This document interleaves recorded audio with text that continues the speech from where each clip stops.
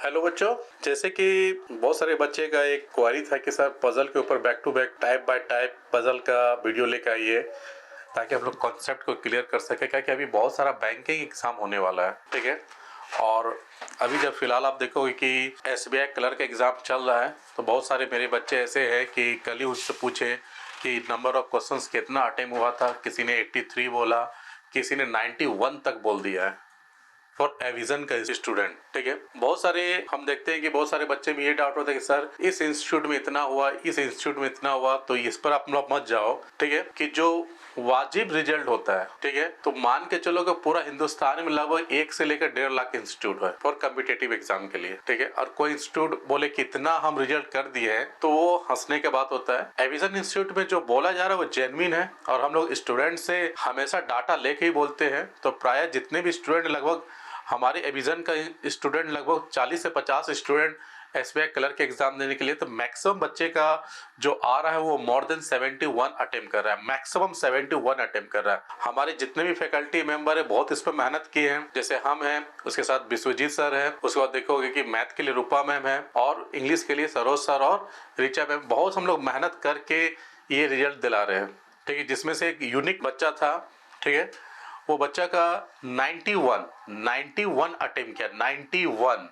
और हमको मालूम है कि जब उसका मॉक टेस्ट चल रहा था तो उस मॉक टेस्ट में उसका नंबर इसी हाल फिलहाल में आता था। तो 91 अटेम्प्ट किया, वो 6 महीना या 7 महीने के प्रिपरेशन में किया, ठीक है। 6 और 7 महीना में वो 91 क्लर्क में वो क्वालिफाई कर रहा है, ठीक है। तो इस लेवल का यहाँ पर चल रहा है और हम लोग क्या करें, टाइप बाय टाइप जिस लेवल का पजल होता है उसी लेवल का पजल हम लोग करवाते हैं ताकि बच्चे को डील हो सके, अच्छा से कैलकुलेट कर सके। तो उन्हीं बच्चे का एक डाउट था कि सर हर टाइप के ऊपर पजल करवाइए और यूट्यूब में लेके आइए ताकि हमारे जैसे बहुत सारे बच्चे को इसका हेल्प पहुंच सके। तो उसी के ध्यान में रखते हुए मैंने क्या किया, पजल के ऊपर टाइप को डिस्कस किया। इससे पहले आप लोग देखोगे कि आप लोग देखो पजल का जो प्लेलिस्ट बना होगा उसमें आप लोग देखोगे कि हम पजल का 2-3 टाइप करा चुके हैं और आज के जिस टाइप के बारे में डिस्कस करेंगे वो टाइप क्या होगा, डे पजल के ऊपर होगा, ठीक है।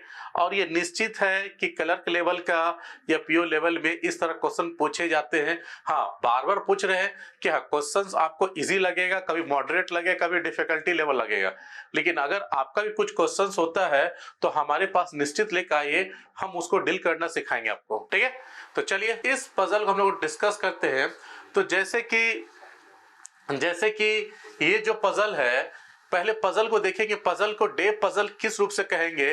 तो इसका सबसे बड़ा कारण है कि जब भी देखोगे कि इस तरह का वर्ड आपको दिखाई देगा, इस तरह का वर्ड हमेशा आपको दिखाई देगा, जो कि यहां पर आपको दिखाई दे रहा है, इस तरह का वर्ड मंडे टू संडे, इस तरह का वर्ड कभी क्या होगा, ट्यूसडे टू मंडे लिखा होगा, ठीक है, कभी फ्राइडे टू थर्सडे लिखा होगा, कभी आप लोग को 6 दिन दिखाई देगा, कभी 5 दिन दिखाई देगा, इस तरह का आपको वर्ड दिखाई देगा।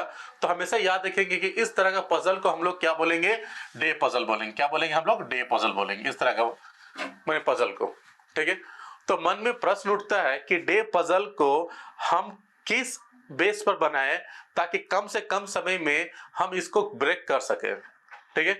तो हमेशा एक चीज को याद रखेंगे कि जब भी आपको डे पजल देगा, जब भी आपको डे पजल दिया जाए, तो जब भी आपको डे पजल दिया जाए तो पहले कुछ फिक्स पॉइंट होता है।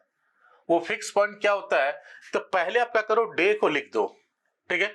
तो डे को लिखने का मतलब क्या होता है, पहले जब भी डे पजल दे तो डे को फिक्स कर दो। फिक्स करने का मतलब होता है पहले डे को लिख दो। तो डे स्टार्टिंग कहां से कर रहा है, मंडे से स्टार्ट कर रहा है और वो कहां लेके आ रहा है, संडे तक लेके आ रहा है। तो स्टार्टिंग यहां पर क्या करेंगे, मंडे से करेंगे। तो पूरा लिखने की दरकार नहीं है, कम सही बताइए, मंडे हो गया, ट्यूसडे हो गया, वेडनेसडे हो गया, ये थर्सडे हो गया, ये फ्राइडे हो गया, ये सैटरडे हो गया और ये संडे हो गया, ठीक है। पहले आप क्या करो, डे को क्या करो, फिक्स कर दो, ठीक है। जहां तक समझ हो सके बस उतना ही लिखो पजल में। हम इंग्लिश का फैकल्टी नहीं है कि आपको हम एक एक वर्ड का स्पेलिंग बताएंगे, ये नहीं हो सकता मुमकिन। जो जिस रूप से में है उसको उसी रूप में रहने दो। जहां तक है कि पजल को ब्रेक करना है कि पूरा डे लिखना है, पूरा मंडे लिखना है। मंडे में आप लोग देखोगे टोटल 6 लेटर होता है। 6 लेटर लिखने में अगर मान लो कि 3 सेकंड लगता है तो ऑलवेज एक लेटर लिखने में अगर 1 सेकंड लगता है तो 1 सेकंड वाला काम करो ना भैया, पजल को ब्रेक करना हमको, ठीक है। तो पूरा लिखने का दरकार नहीं, पहले हम क्या करेंगे, डे को फिक्स कर दिए, ठीक है। अब इसमें देखें कुछ एडिशनल कंडीशन मतलब है कि एक स्टूडेंट दिखाई दे, एक डे दिखाई दे रहा, और भी कुछ दिखाई दे रहा, और कुछ भी दिखाई नहीं दे रहा है। तो मतलब इस पजल को ब्रेक करने के लिए मेरे पास दो कॉलम होगा। कितना कॉलम होगा? दो कॉलम। देखिए एक कॉलम हो गया, यहां तक हो गया, ठीक है।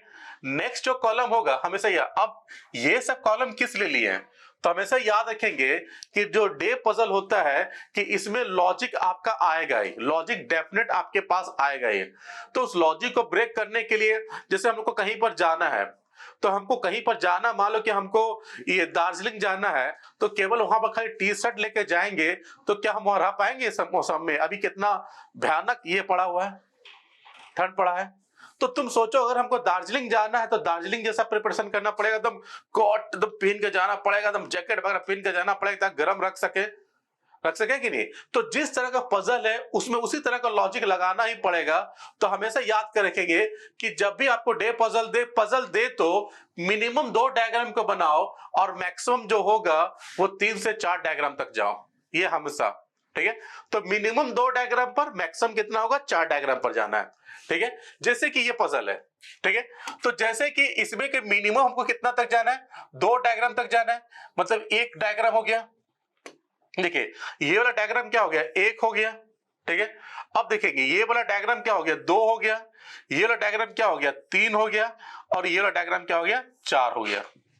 क्लियर है? तो मिनिमम 2 डायग्राम, मैक्सिमम क्या होगा? 4 डायग्राम से लकीरें तो खचाखच खींचते चलो और काटते चलो, बहुत अच्छा समझ में आएगा, ठीक है। सीखना है, हम मिनिमम 2 डायग्राम से स्टार्ट, हम 2 डायग्राम करेंगे। जब पजल नहीं बने तो 3-4 पर जाना है, लेकिन स्टार्टिंग हमेशा 2 से करना है, ठीक है। तो चलिए, तो उसके बाद आप लोग देखोगे नेक्स्ट लाइन बोला जा रहा है, but not necessary only one student had participate on, ये सब लिखा है, only one student has participate exam on each day, यहां तक दिया है।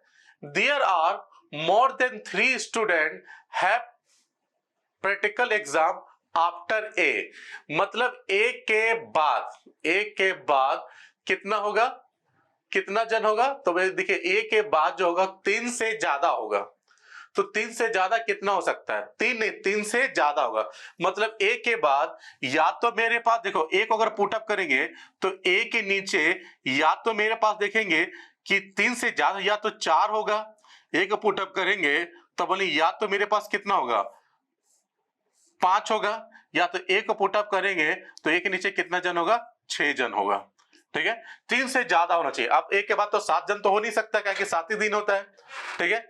तो हमेशा याद रखें, एक के नीचे या तो मिनिमम 4 रख सकते हैं, या तो मिनिमम 5 रख सकते हैं, या तो मिनिमम क्या रख सकते हैं? 6 रख सकते हैं, ठीक है। ये आपका लॉजिक आया।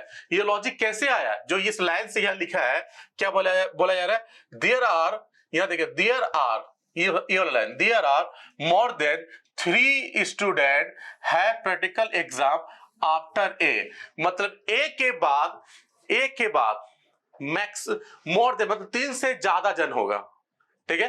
तो अब तुम सोचो तुम्हारा लॉजिक क्या है यार। अब देखोगे इस वाला डायग्राम में देखोगे, या तो आपका ए यहां पुटअप होगा, या तो ए आपका यहां पुटअप होगा, या तो आपका ए यहां पुटअप होगा, ठीक है। हमेशा एक चीज को याद रखेंगे, पजल में हमेशा एक चीज को याद रखना है, ज्यादा सोचने से भी टाइम बर्बाद होता है, लिखने से भी टाइम बर्बाद होता है। जब हम इसको लिख सकते हैं तो यहां लिख लिए, अभी कुछ भी होगा एरर तो आगे हमको पता चल जाएगा, ठीक है। जैसे कि यहां पर लिखा गया, आप देखोगे यहां पर देखोगे, यहां लिखा हुआ है, बोला जा रहा है only one student the practical exam between A और एच, बोले कि ए और एच का बीच में एक स्टूडेंट का प्रैक्टिकल एग्जाम हुआ। प्रत्येक दिन मान लो एक एक पर्सन का एग्जाम हो रहा है, तो अगर ए और एच के बीच में एक दिन का गैप बोले, एक पर्सन का गैप बोले, बतवा दोनों क्या है? सेम है। हमेशा एक चीज बतवा दोनों क्या है? सेम है। तो आप देखो ए और एच के बीच में एक का गैप होगा। अब वो गैप किधर से होगा? हमको बोला कि ए और एच के बीच में एक दिन का गैप होगा। तुम देखो, अब इस वाले डायग्राम अगर हम देखते हैं, यहां पर देखते हैं, ए यहां पर है, तब बोलो कि एच यहां भी हो सकता है और एच मेरा यहां भी हो सकता है। लेकिन इस वाले डायग्राम में देखोगे एच तो ऊपर नहीं जा पाएगा, लेकिन एच नीचे हो सकता है, तो उसमें एच यहां हो जाएगा, और इस वाले डायग्राम में एच मेरा यहां पर हो जाएगा। क्लियर है? कोई दिक्कत इसमें नहीं है। तो यहां पर आपका दो लॉजिक आ रहा है, तो आपके पास एक डायग्राम बचा हुआ है, लेकिन एक चीज याद रखेंगे, इसमें अगर एक डायग्राम बचा हुआ है तो इसका यूज आप कर सकते हो। तो मान लो कि इस ए को यहां शिफ्ट कर दिए, तो आपके पास दो लॉजिक था, एक में एच को यहां पुटअप कर लेंगे और एक में एच को यहां पुटअप करके चेक कर लेंगे, कोई दिक्कत नहीं है। ठीक है, चलिए नेक्स्ट आते हैं। ज्यादा सोचने का टाइम बर्बाद होता है। नेक्स्ट हम लोग देखते हैं, फिर क्या बोला जा रहा है इसमें, बोले कि there are 3 student practical exam between B and G और G practical exam before H. हाँ, अब देखो इसमें एक लॉजिक बताया जा रहा है। अब देखो यहां पर बोला गया है कि बी और जी के बीच में, मतलब बी और जी के बीच में, बी और जी के बीच में मेरे पास 3 स्टूडेंट, लेकिन कहां पर होगा ये बोला, ये ऊपर और नीचे दोनों भी हो सकता है। और जी का जो प्रैक्टिकल एग्जाम हुआ एच के बिफोर होगा, मतलब जी जो होगा हमेशा एच के ऊपर होगा। नेक्स्ट, लेकिन इमीडिएट नहीं होना चाहिए, इमीडिएट नहीं होना चाहिए, एच के ऊपर होगा लेकिन इमीडिएट नहीं होना चाहिए। तो तुम देखो सर, कहीं ना कहीं ये वाला लॉजिक मेरा गलत बैठ रहा है। क्यों बैठ रहा है गलत? क्योंकि इसमें एच के बिफोर तो मेरा जी जा ही नहीं सकता है, ठीक है ना। तो इसीलिए आपको बोल रहे हैं कि इसमें हमको आपको यही बताना था कि जब भी आप डबल लॉजिक में जाओ तो एक दो लाइन आपको खाली पढ़ लेना पड़ेगा, ताकि आपको थोड़ा सा क्या सके कि आपको डायग्राम भी कम बनाना पड़े, ठीक है। लेकिन हम लोग क्या किए, कोई दिक्कत नहीं, हम लोग पहले से ले लिए तो इसको गलत कर लिए, अभी 3 पॉजिटिव बचा हुआ है। लेकिन बोला जा रहा है एच के बिफोर होगा, एच के बिफोर होगा, लेकिन इमीडिएट नहीं होना चाहिए। तो इसमें एच के बिफोर हो रहा है कि नहीं, लेकिन हमको एच के बिफोर केवल एक ही स्थान है, इसमें जी को यहां पुटअप करना पड़ेगा, लेकिन वो किसका इमीडिएट हो जाएगा, वो किसका इमीडिएट हो जाएगा, एच के इमीडिएट हो जाएगा। तो मतलब क्या होगा, ये वाला लॉजिक क्या हो रहा है, गलत बैठ रहा है, ठीक है। अब इसमें देखेंगे कौन सा लॉजिक दो को सही बैठ रहा है, तो आप बोलोगे कि जो दो लॉजिक बैठ रहा है मेरे पास, अब देखोगे वो दो लॉजिक कौन सा सही बैठ रहा है, या तो ये वाला बैठ रहा है, या तो आपका ये वाला बैठ रहा है 2 वाला, या तो ये 3 वाला बैठ रहा है, ये 4 वाला बैठ रहा है, यही दो लॉजिक बैठ रहा है, ठीक है। अब इस लाइन में देखेंगे एच के बिफोर जी होगा, लेकिन इमीडिएट नहीं होता, इसमें जी यहां चला जाएगा। अब इसमें जी मेरा यहां भी आ सकता है और यहां भी आ सकता है, लेकिन बोला जा रहा है कि जी और बी के बीच में 3 गैप होगा। अगर तुम सोचो जी को अगर हम यहां बैठाते हैं तो 1 2 3 के बाद मेरा बी यहां होना चाहिए, तो बी यहां पाएगा नहीं, तो हमको मालूम चल गया है कि यहां पर मेरा जी नहीं होगा, यहां पर मेरा जी नहीं होगा, तो जी कहां पर होगा, मेरा यहां पर होगा। तो 1 2 3 के बाद यहां पर कौन आ गया मेरे लिए, बी आ गया, ठीक है। और इस वाला डायग्राम में देखोगे 1 2 3 के बाद यहां पर बी आ जाएगा, ठीक है। नेक्स्ट चलते हैं यहां पर, चलिए इसको बिठा देते हैं। नेक्स्ट लाइन क्या लिखा है देखिए,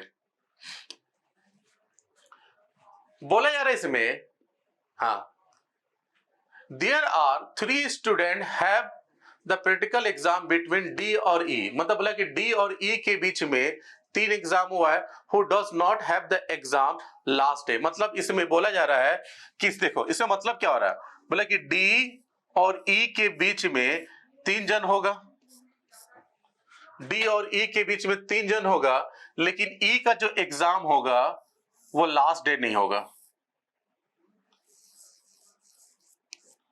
लास्ट डे नहीं होगा।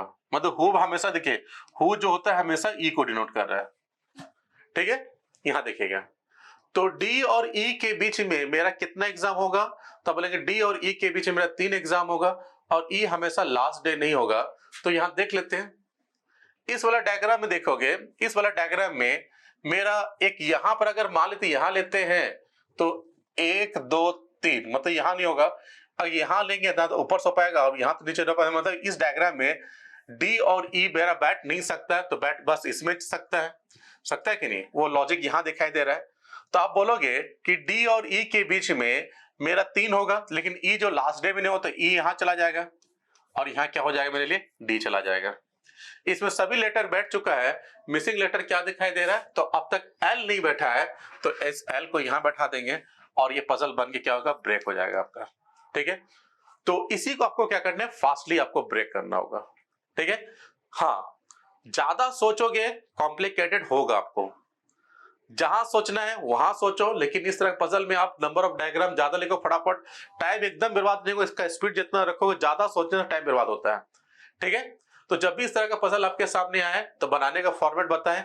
अगर इस आधार पर बनाते हो तो निश्चित डेफिनेट ही अब हर लेवल के पजल को ब्रेक कर लोगे। ठीक है, क्लासेस कैसा लगा कमेंट जरूर कीजिएगा। हाँ, आपका कमेंट अब तक नहीं आ रहा है तो कमेंट के आधार पर आप क्या करो, अपना डाउट क्लियर करो। ठीक है, कमेंट में अपना डाउट दो। हमारा जो स्टूडेंट लोग के जो क्लासेस को अच्छा लग रहा है, आप लोग का देख रहे कि व्यूअर इसके अंदर में बढ़ रहा है, तो आपके लिए इसके लिए भी थैंक्स है।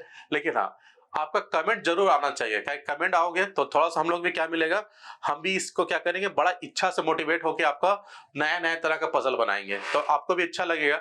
और अभी अपना पजल को कमेंट के माध्यम से भेजो, हमारा टेलीग्राम चैनल है उसके साथ जुड़ो, और उसको जुड़ने के बाद अपना जो भी डाउट है वो क्लियर कराओ। ठीक है, तो इसी तरह से हम मानते हैं कि आपको ये पजल समझ में आया। फिर मिलते हैं, चलो दोस्तों।